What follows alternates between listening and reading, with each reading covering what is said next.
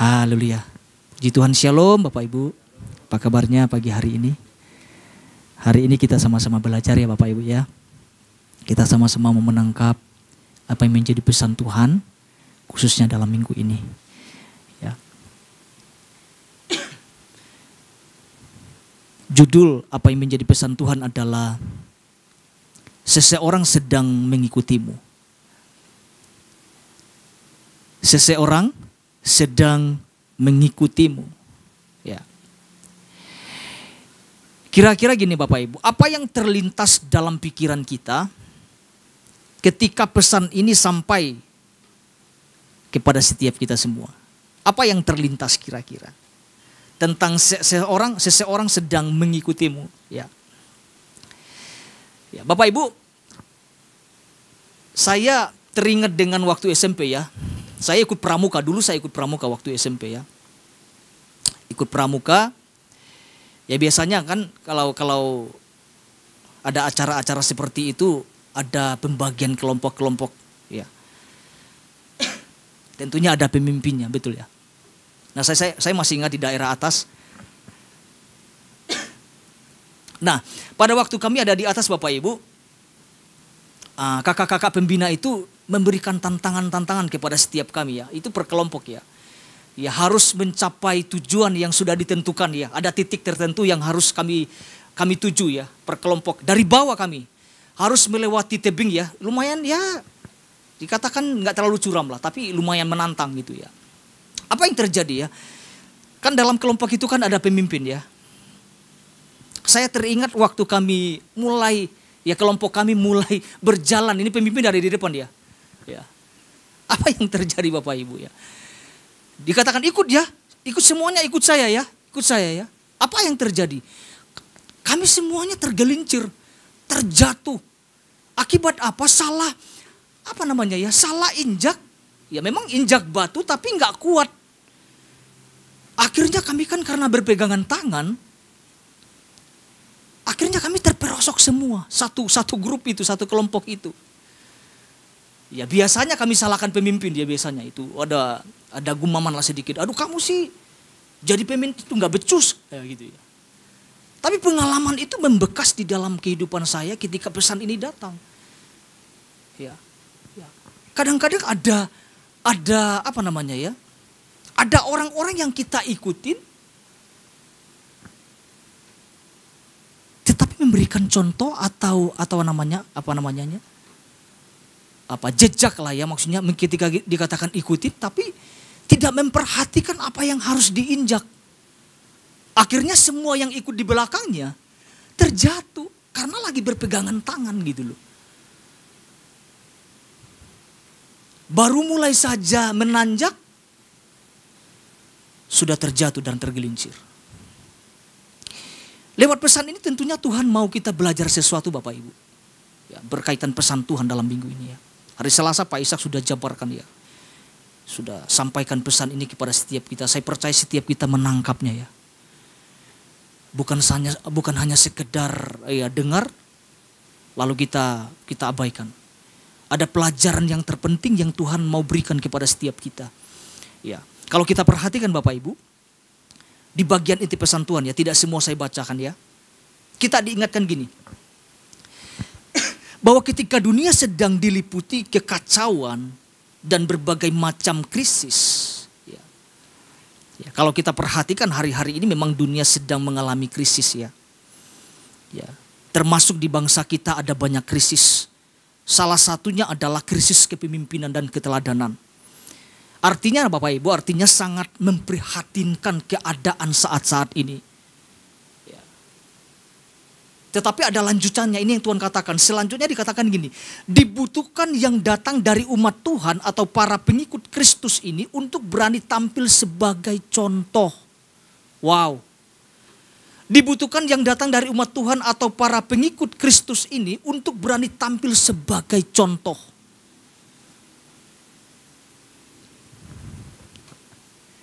Artinya ada tugas kita.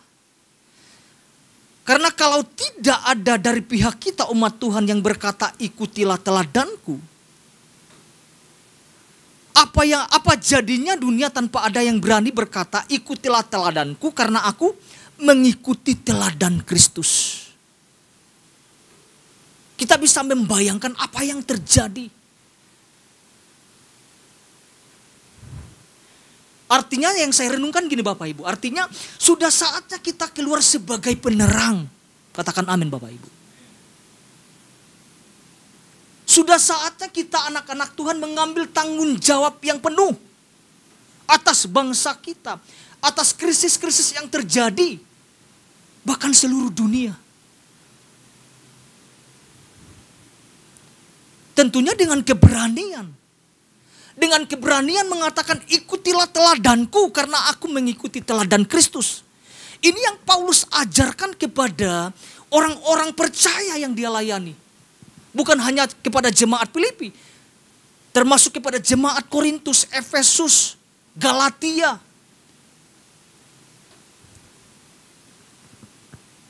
Saatnya kita keluar sebagai penerang Bapak Ibu. Saya percaya kita mendapatkan sesuatu, kita mendapatkan perenungan lewat pesan Tuhan ini. Tuhan sedang berbicara kepada setiap kita secara pribadi. Ya. Bukan hanya di bangsa kita, bahkan di dalam keluarga-keluarga Kristen ada banyak krisis-krisis yang terjadi.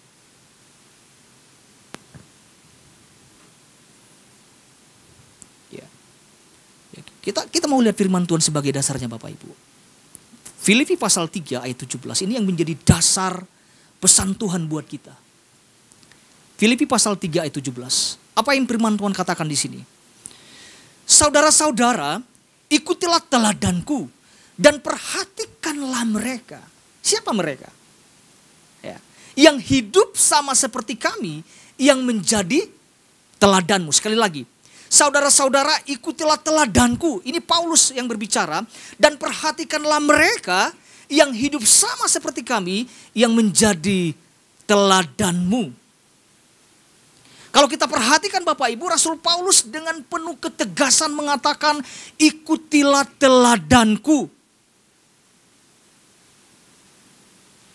Pak Ishak sudah sampaikan bahwa, ya, bukan berarti Paulus dalam konteks ini ya sudah sempurna dalam hidupnya. Tentu masih ada perjuangan-perjuangan yang dilakukan semasa dia hidup.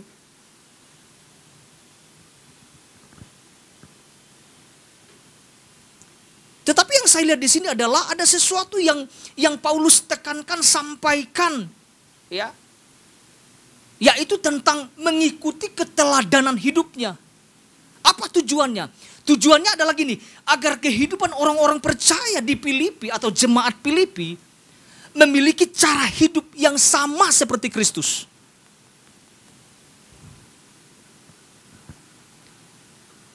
Karena kalau kita perhatikan Bapak Ibu ya, di ayat 18 bagian akhir mengatakan gini. Banyak orang yang hidup sebagai apa? Seteru salib Kristus. Mungkin terlihatnya Kristen. Mungkin terlihatnya sebagai pengikut Kristus. Tetapi tidak hidup di dalam keteladanan yang baik.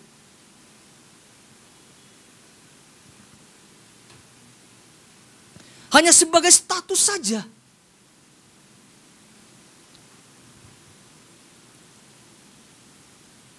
Bahkan kalau kita perhatikan di ayat 19. Ya, berkata seperti ini.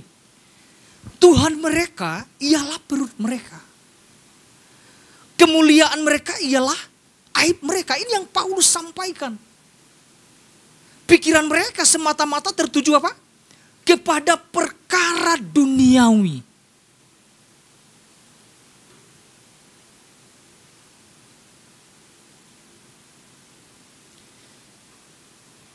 Jadi saya melihat bahwa ketakutan Paulus adalah jangan sampai orang-orang percaya di Filipi mengikuti cara-cara hidup yang salah seperti yang tersirat dalam ayat 19 ini.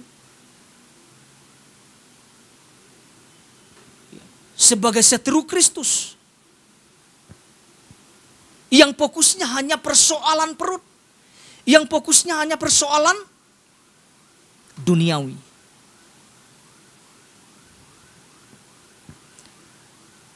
Makanya Paulus mengambil garis tegas di sana. Ikutilah teladanku.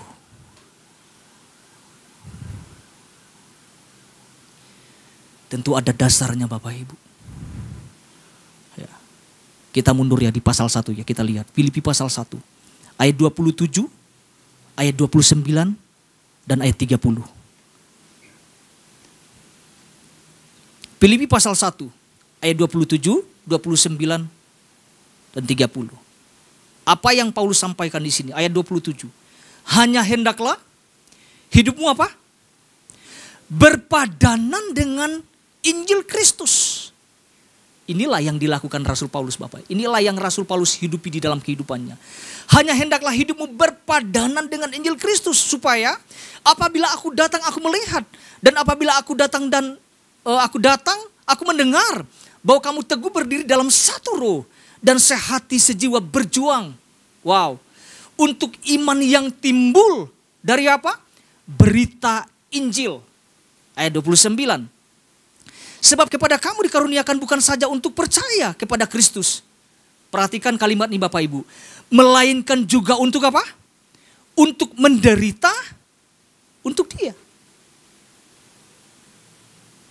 Ayat 30. Dalam pergumulan yang sama. Seperti yang dahulu kamu lihat. Wow. Yang kamu lihat. Yang orang-orang percaya yang pernah Dia layani lihat padaku. Dan yang sekarang kamu dengar tentang aku. Jadi kalau kita melihat apa yang Paulus ajarkan dalam ayat ini. Alkitab katakan hanya hendaklah hidupmu berpadanan dengan Injil Kristus.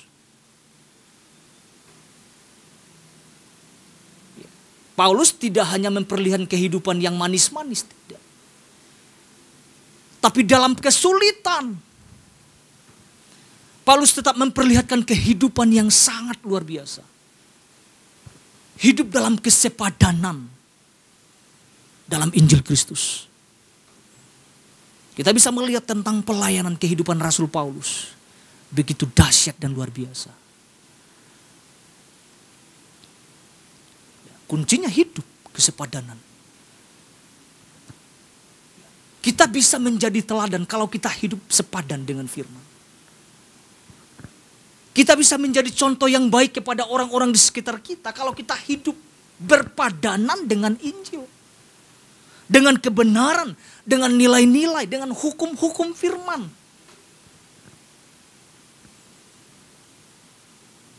Ya, kalau kita perhatikan di ayat 29, sebab kepada kamu dikaruniakan bukan saja untuk percaya kepada Kristus.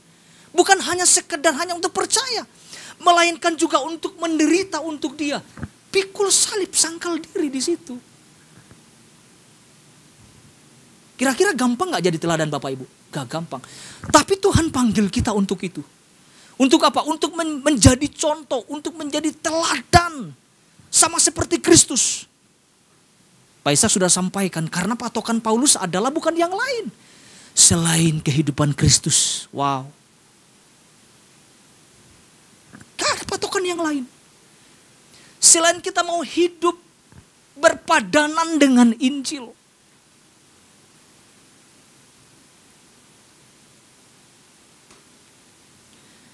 Dan untuk menjadi contoh, menjadi teladan, ada perjuangan-perjuangan yang kita lakukan. Bukan hanya lewat kata-kata, melainkan sebuah tindakan yang nyata. Ada harga memang yang harus dibayar. Pak Ishak sampaikan 2 hal kemarin ya. Saya ulang balik ya Bapak Ibu supaya kita tangkap.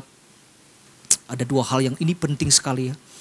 Kita sama-sama lihat Bapak Ibu. Yang pertama Pak Ishak sampaikan ini Bapak Ibu. Ada kuasa di dalam keteladanan yang baik. Ada kuasa di dalam keteladanan yang baik. Kita bisa lihat memang dampaknya. Wow, dahsyat banget. Yang kedua, ada orang-orang yang mengikuti akan turut berjalan dengan aman. Bukan kayak pengalaman saya Bapak Ibu, terperosok ya. Gara-gara salah kasih, ya salah lihat mungkin juga ya. Nah pagi hari ini Bapak Ibu kita akan belajar satu hal. Apa yang sama-sama kita pelajari. Ya, saya tidak akan jauh-jauh dari poin Pak Ishak yang kedua.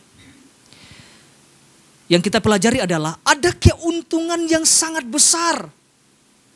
Ada keuntungan yang sangat luar biasa yang dihasilkan di dalam keteladanan yang baik. Apa keuntungannya jika seseorang bisa memberikan keteladanan yang baik? Kira-kira apa keuntungannya Bapak Ibu? Saya mau sampaikan bahwa ada banyak keuntungannya. Pak Ishak sudah sampaikan di poin kedua bahwa ada orang-orang yang mengikuti akan berjalan dengan aman. Itu keuntungannya.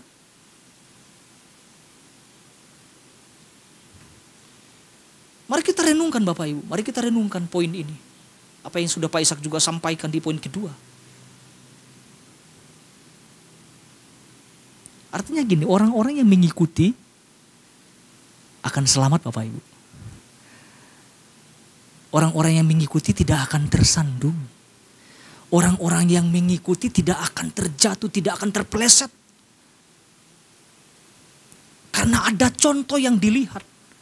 Ada keteladanan yang dilihat. Kita bisa belajar Bapak Ibu. Kita bisa melihat contoh di dalam Alkitab ya. Ketika seseorang tidak bisa memberikan keteladanan yang baik. Ketika seseorang tidak berfungsi di dalam keluarga dengan baik. Ya. Ada, tapi tidak berfungsi. Ada, memang ada. Secara fisik ada. Tetapi tidak memberikan keteladanan yang baik. Kita lihat di dalam 1 Samuel pasal 2. Ini kita udah sering dengar tentang kisah ini. 1 Samuel pasal 2 ayat 12 sampai 17 Bapak Ibu. Tetapi saya tidak akan bacakan semua ini ya. Kita bisa melihat tentang kisah atau tentang perilaku anak-anak Imam Eli Bapak Ibu. Ya.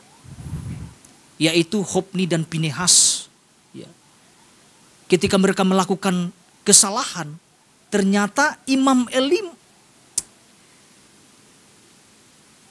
dibilang menegur sih tidak ya. Maksudnya ya dia tegur tapi tidak serius menegurnya gitu loh. Tidak dengan tegas. Tidak dengan memberikan keteladanan. Hanya mengingatkan kalian sudah melakukan sesuatu yang salah. Hanya sebatas itu. Bahkan kalau kita perhatikan di ayat 29 di dalam 1 Samuel 2 ayat 29. Dengan tegas Tuhan berbicara kepada Imam Eli ini. Engkau lebih membela anak-anakmu daripada membela kehormatanku. Itu ngeri banget Bapak Ibu. Makanya di dalam keluarga jika seorang pemimpin tidak berfungsi dengan baik. Di bawahnya pasti hancur. Di bawahnya pasti kacau. Apa yang anak-anak Imam Eli lakukan Bapak Ibu? Mereka tidak mengindahkan Tuhan. Mereka melanggar batas hak para imam. Mereka melakukan kekerasan dengan paksaan. Bahkan dikatakan mereka memandang rendah korban untuk Tuhan. Ini perbuatan yang sangat tidak bisa jadi contoh Bapak Ibu. Ya, ini anak-anak orang-orang hebat. Anak imam Bapak Ibu. Tapi tidak menjamin. Makanya kalau kita perhatikan di dalam inti pesan Tuhan, saya ulangi Bapak Ibu. Dikatakan dibutuhkan yang datang dari umat Tuhan atau para pengikut Kristus ini. Untuk berani tampil sebagai contoh atau sebagai teladan. Saya mempelajari ini. Artinya Tuhan mau kasih tahu. Ayo, anak-anak Tuhan harus muncul. Menjadi teladan. Bagi apa? Bagi bangsa. Bagi bangsa-bangsa. Bagi orang-orang di sekitar kita.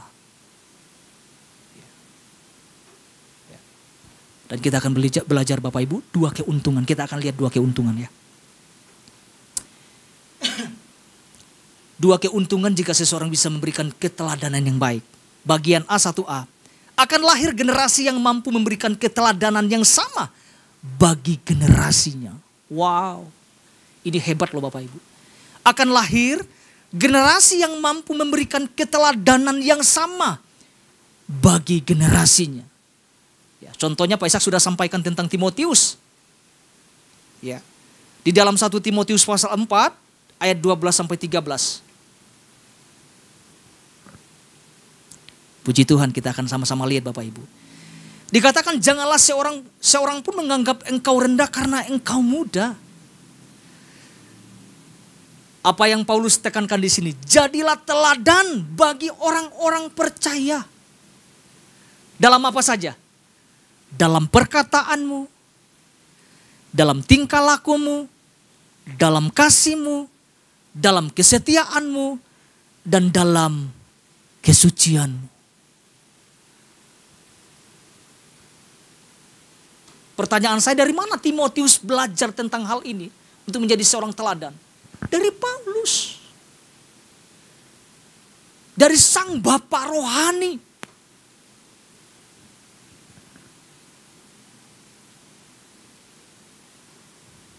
Ayat 13 mengatakan gini. Sementara itu sampai aku datang. Wah, ini yang ditekankan ini jauh penting sekali. Bertekunlah dalam membaca kitab-kitab suci. Ya. Emang di dalam isi kitab-kitab suci ada isinya tentang apa Bapak Ibu? Tentang hukum-hukum Tuhan. Tentang nilai-nilai kerajaan. Ya.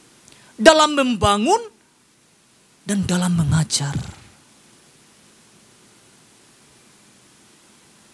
Bayangkan Bapak Ibu, di usia yang sangat muda Timotius sudah dipercaya menjadi gembala loh.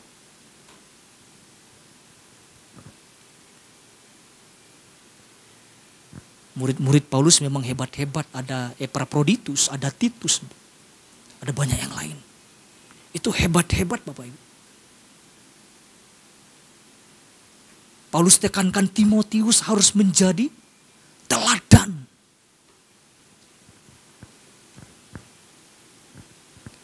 Harus tekun membaca kitab-kitab suci. Tekun dalam hal membangun dan mengajar.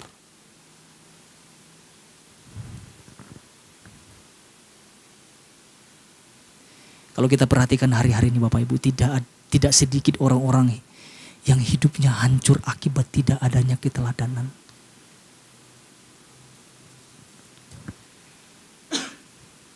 Baik di rumah, baik di sekolah, di kampus, atau di komunitas-komunitas. Apa yang berita yang kita sering dengar? Begal ya sekarang ya, betul ya. Siapa yang melakukan? Siapa pelaku-pelakunya? Anak-anak remaja. Kenapa bisa sampai terjadi? Karena memang tidak ada contoh di atasnya. Tetapi saya tidak menyalahkan siapapun Bapak Ibu. Jadi justru kita bercermin ketika firman ini, pesan-pesan ini datang kepada setiap kita. Oh iya, pentingnya kita menjadi teladan, jadi contoh.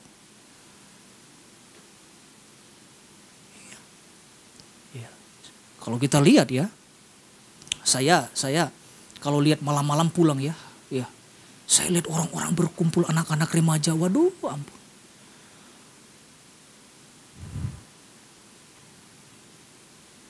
Ya, pasang knalpot yang berisik-berisik pula.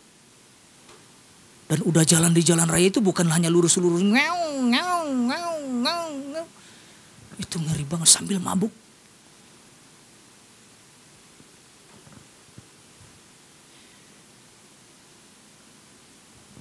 Saya merenungkan sesuatu, iya. Kita bersyukur Tuhan bicara ini kepada setiap kita. Ya. Karena Tuhan mau jangan sampai ada generasi-generasi yang hancur. Tapi kita bisa lihat ada keuntungan yang besar di sini. Muncul Timotius yang sangat dahsyat dan luar biasa.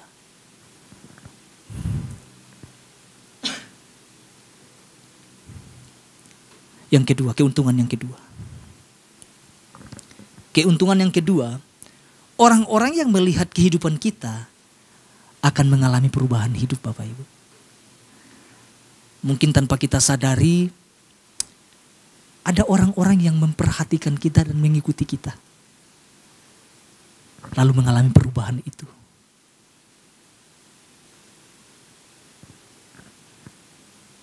Karena apa? Karena mereka melihat bukti yang nyata. Dimulai dari mana Bapak Ibu? Dari hidup kita sendiri. Dimulai lingkup kecil dulu dah. Dari keluarga kita. Ini kita belajar sama-sama Bapak Ibu. Ketika Tuhan sampaikan menjadi teladan itu bukan tugas yang mudah loh. Tapi saya percaya tujuan Tuhan dahsyat buat setiap kita.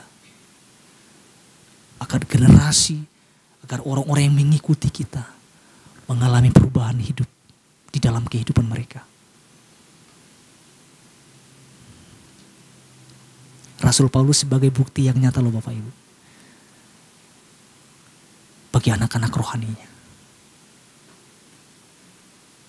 Kalau kita belajar tentang Epaphroditus, waduh, dalam kesakitan yang begitu parah, dia terus mau melayani Tuhan. Wow. Dari mana? Dari keteladanan seorang Rasul Paulus.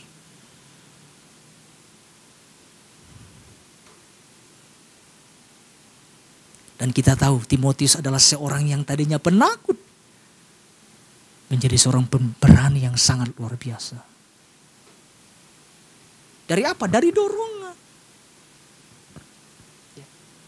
Kita bisa lihat 2 Timotius pasal 1 ayat 13. 2 Timotius pasal 1 ayat 13. Apa yang Rasul Paulus tanamkan di sini? Dikatakan gini, peganglah segala sesuatu yang telah engkau dengar daripadaku. Daripada siapa ini? Daripada kehidupan Rasul Paulus. Sebagai contoh ajaran yang sehat. Dan lakukanlah itu dalam iman dan kasih dalam Kristus Yesus. Yang ditekankan di sini adalah peganglah segala sesuatu yang telah engkau dengar daripadaku. Kalau dari terjemahan yang engkau lihat daripadaku. Jadi bukan sekedar bicara Paulus. Tetapi dia memberikan bukti yang nyata kepada Timotius. Ya. Jadi ini tugas kita Bapak Ibu. Tugas kita adalah kita harus menjadi contoh dan menjadi teladan bagi banyak orang di dalam kehidupan setiap kita.